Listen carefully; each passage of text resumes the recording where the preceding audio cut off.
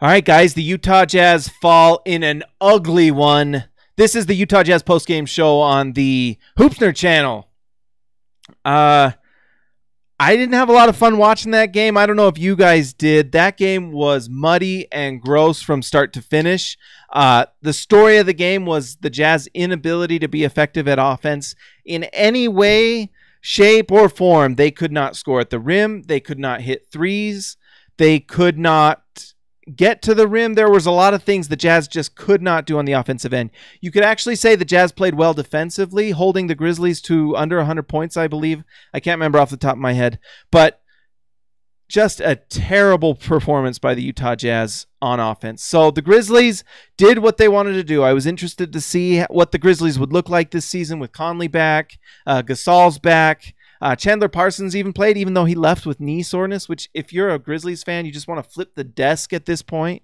The Grizzlies played really great defense. There was a little bit of this game where if I'm a Golden State Warriors fan, after watching the Jazz play them and watch this, I'm angry because this game, the refs allowed the Grizzlies to stop the freedom of movement. That's the thing the NBA has been wanting to do this season, is allow freedom of movement to stop the holding and the blocking and the shoving and the grabbing and all those things. And the Grizzlies were able to do this game without any repercussion.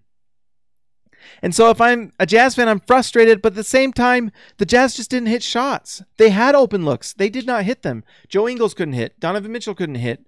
Some of the players hit their shots, but Ricky Rubio couldn't hit. No one could hit shots tonight. The Jazz shot poop emoji from 3. That's the official analytics of this game, is poop emoji from offense for the Jazz. Just put that in. I like to look for bright points, even though there weren't a ton.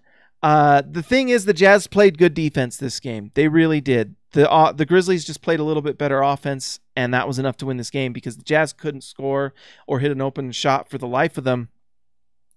But their defense was good, and that's what you wanted to see from Utah. So against the Warriors, you saw the potential of the Jazz offense. Against this Grizzlies team, you saw the potential of their defense because really they played extremely well. Defensively, that is. Not perfect. If they'd have held them to 40 points, they would have won. But they played well defensively compared to what they allowed in the Golden State Warriors game. They got the Grizzlies to take the shots that they wanted. So if you're a Jazz fan and you want something from this game to be excited about, you got to think that at least, we've seen the offense against Golden State. We've seen the defense against the Memphis Grizzlies. Now let's combine it together.